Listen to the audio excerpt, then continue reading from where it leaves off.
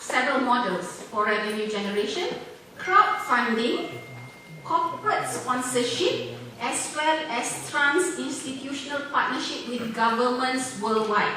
So far, Open Learning has established agreements with Malaysia, Australia, and China. So currently, the platform of Malaysia MOOC runs on Open Learning. So that means we don't have to pay to gain access. All students of Malaysia universities do not have to pay to log on to the courses offered through the platform. Who's paying for it? The Ministry of Higher Education is paying for it. Likewise, so it's not really open, as in open per se. That means only students who are students of Malaysian universities can gain access to the materials. And it's the same concept for Australia and for China.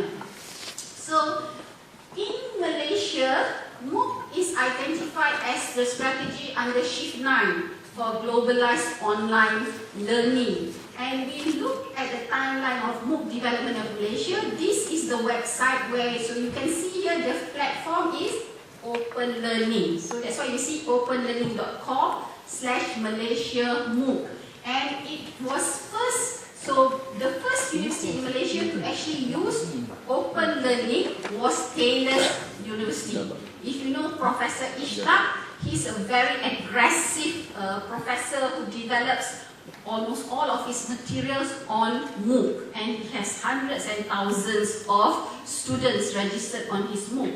And in September 2014, Malaysia launched the first 4 pilot MOOCs in Malaysia based on the 4 subjects that is offered to all Malaysian undergraduate students, namely entrepreneurship, ICT, PITAS, and another one is,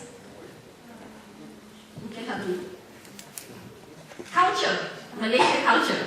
Okay? So then in October 2014 was the pre-launch, and April 2015 is the launch of the Shift 9, and we begin this third cycle of Malaysia MOOC in 2015. And let's look at UTM MOOC, because this is the main question that we want to answer. What is the business model that UTM should be using when we develop our MOOC? Okay. So the main benefits of why we should be doing MOOC is, of course, it's open, it's global, so it is to push the Malaysia brand out there. So that means, aligned with the philosophy of MOOC, we do not restrict our knowledge, our materials only to the students who are registered physically with us. Our learning materials are actually available out there. So this is about pushing the Malaysian brand. And when we use it within the concept of blended learning, it allows us to have better market knowledge as well as sustainability of our competencies, and it also has all the other associated improvements of operations, the way we offer our teaching and learning. So we want to propose the UTM MOOC business model, and when we look this, we have to look at who is, so there are 2 dimensions, looking at who are the target population, and it's about developing a new business model, and we see these 4 quadrants in terms of where we want to go. So starting with phase 1, internal UTM MOOC, and then we move on to our targeted extended community so that we can push our brand image, and then this is where the business comes in. How do we ensure that the investments that we are making on various aspects that is required will actually generate returns for us? So this is MOOC as a support for new businesses. So what is the UTM MOOC?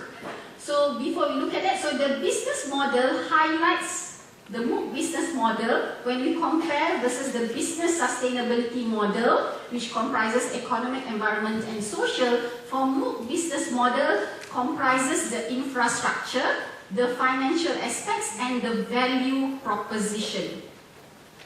So this conceptual framework that we are introducing comprises these three aspects. So we look at the theories and we look at the factors within the three elements of value proposition, infrastructure and financial.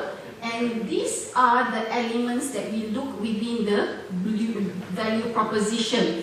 What are the services that we are providing, the market positioning, the competitive advantage that we are giving. And for the infrastructure, it's not just the technological architecture, it also looks at the resources as well as the organizational infrastructure. And the final aspect is what is the revenue structure and the source of income. Okay, we currently have, UTM currently has 4 MOOC courses with 100% completion. But with this 100% completion, we still have problem with student engagement. We have a lot of students enrolling in our courses. But the problem is that lecturers just put their videos and quizzes there and no interaction, and they have a 0% of 100% completion, meaning that literally no student is completing all the tasks in the MOOC courses.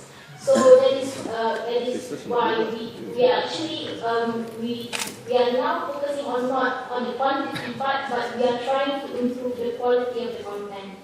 So for this year, we will not be opening a participation for all lecturers because we currently try to get the 4 courses and some more courses to improve, and we want to refine the courses to increase engagement and not just focusing on encouraging or welcoming more students to enroll in the course. So that's the current situation. So the first batch in 2014, we launched 7 courses, but 4 is fully 100% completed. Second batch in 2015, 11 courses still under development. So, but to be able to produce MOOC, you have to have the competency. So every faculty should have, or today 18 courses now being developed.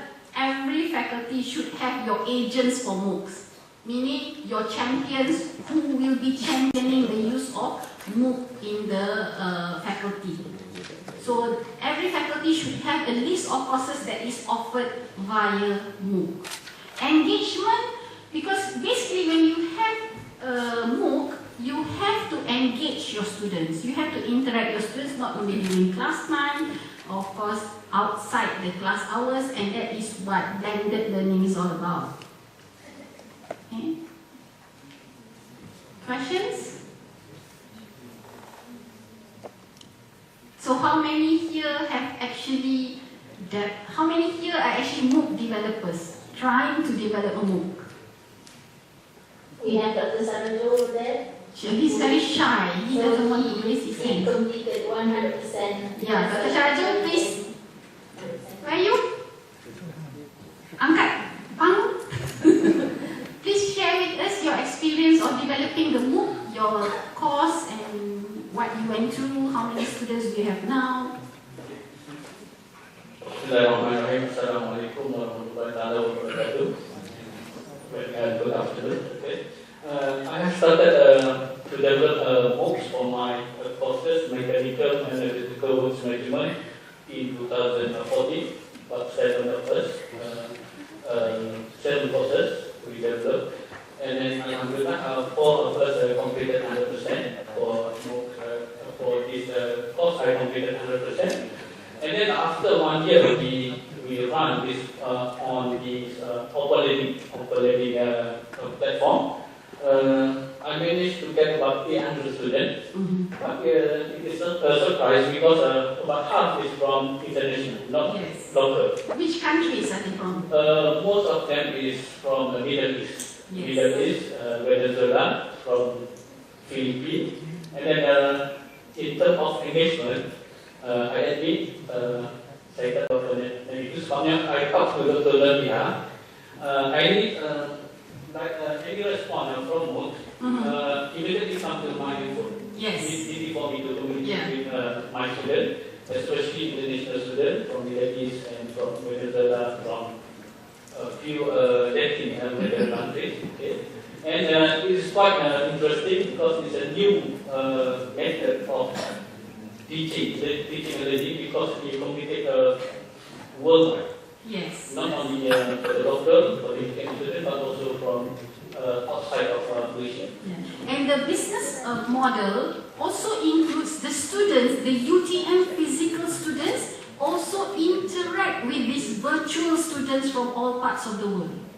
So they can discuss assignments, they can work on group projects, all on MOOC. They don't even have to meet, but they can prepare their assignments via MOOC. So one aspect or the benefit of MOOC that has been highlighted is it is especially beneficial for poor countries. So that's why when we see the number of students registering, the biggest number is always from the developing and the less developed countries compared to the developed countries.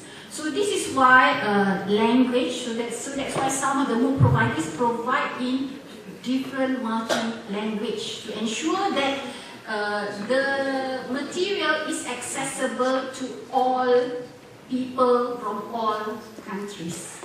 Welcome, Prof. Rojita. We're actually done with now to question and answer.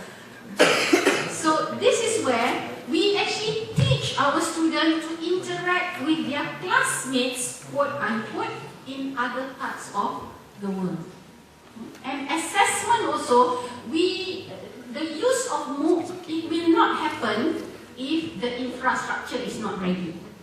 So a critical aspect of MOOC in the full sense is the infrastructure must be ready to support the whole learning process.